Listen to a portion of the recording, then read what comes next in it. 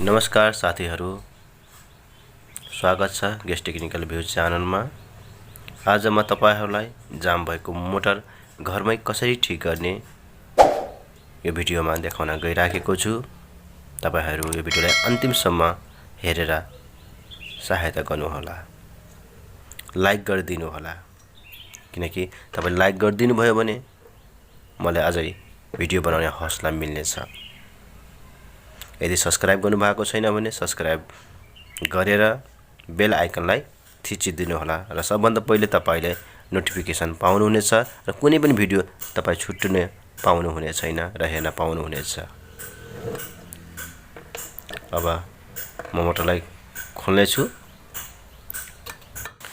तपाईहरु हथौडीको मद्दतले अथवा कुनै कुराले ठोकेर निकाल्न सक्नुहुन्छ। मैले यहाँ चिनोले ठोक्दै छु अनि यसले ठोकेर निकाल्न सक्नुहुन्छ। र एउटा काठको गुठका लिनु होला र त्यसमा पनि ठोकेर निकाल्न सकिन्छ। म अहिले तपाईको सामु निकाल्न गइराखेको छु, तपाई हेर्न सक्नुहुनेछ। यसो काठको यस्तो गुठका लिनुस्, त्यसपछि बजार्नुस्, यसरी ठोक्नुस् अनि माथि आउँछ। हेर्नुस्, आइसक्यो। यसरी तपाईले निकाल्न सक्नुहुन्छ।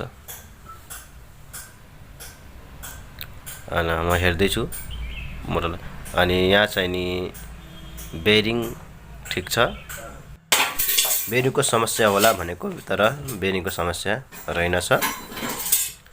अब चाहिँ नि म इम्पिलर साइडतिर खोल्ने छु। हुन सक्छ इम्पिलरमा समस्या हुन सक्छ। यदि बेरिङतिर समस्या भएन भने इम्पिलरतिर समस्या हुन सक्छ। यसरी तपाईले बुझ्नु पर्ने हुन्छ। म अब यसलाई खोलेर हेर्ने छु।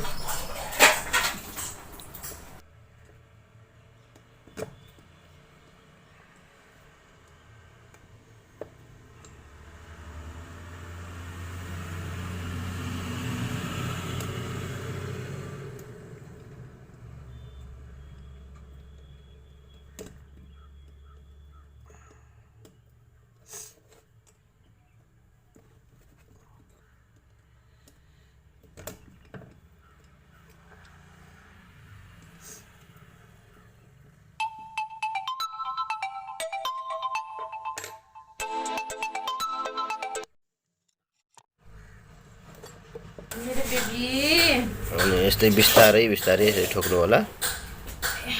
अनि ठोकेपछि यो हल्का तल आउँछ, त्यसपछि यसलाई घुमाउनु होला। हेर्नु, यसरी घुमाएर बिस्तारै बिस्तारै यसलाई निकाल्न सक्नुहुन्छ।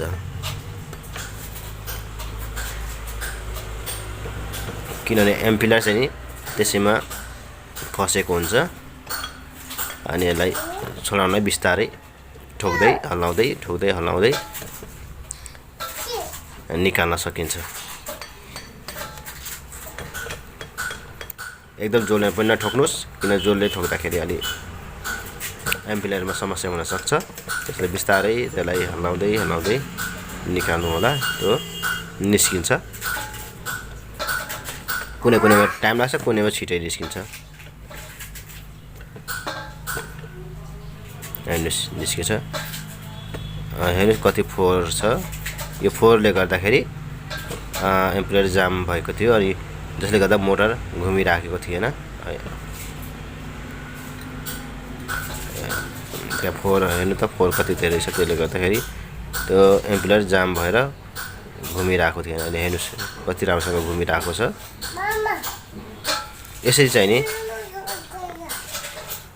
जाम मोटर भएको ठिक गर्न सकिन्छ। यदि इम्पिलरको समस्या हो भनेदेखि इम्पिलर सफा गरेर वासर लाउँदै छु, यो रबर। अनि यो रबर लगाएर त्यसपछि बाहिरको हेड लाउने छु। रबर मिलाइसकेपछि राम्रोसँग अनि हेडलाई, अनि यो हेर्नुभएको जुन छ नि माथि भाग, त्यो भाग मिलाएर माथि माथि गरेर त्यसलाई नट बोल्टु लगाउन सक्नुहुन्छ। हैन भने पानी चाहिँ नि फाल्दैन। यहाँ हेर्नुस् मैले देखाइरहेको छु। अनि दुवैतिरको यसरी माथि गरेर मिलाउनु पर्छ।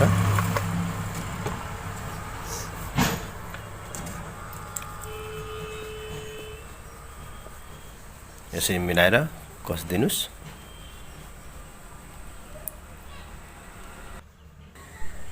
नट बोल्टु कसेर अब यसलाई फिटिङ गर्नेछु मैले।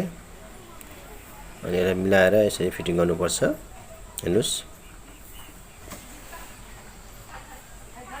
अनि यसलाई ठोकेर सबैतिर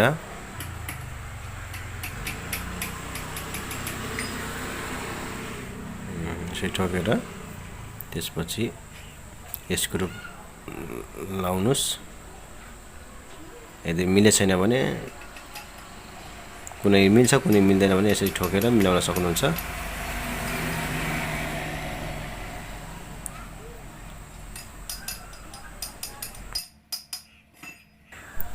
मेरो च्यानलमा तपाईहरु ग्यास चुलो मर्मत, पंखा, मोटर, हिटर, राइस कुकर अनि अरु नयाँ नयाँ भिडियो पनि मेरो च्यानलमा हेर्न पाउनुहुनेछ। यसले मेरो च्यानललाई सब्स्क्राइब गर्नु होला र नयाँ नयाँ भिडियोहरु हेर्न पाउनुहुनेछ। र यसरी अब नट बोल्ट कसेर फिटिङ गर्नु होला।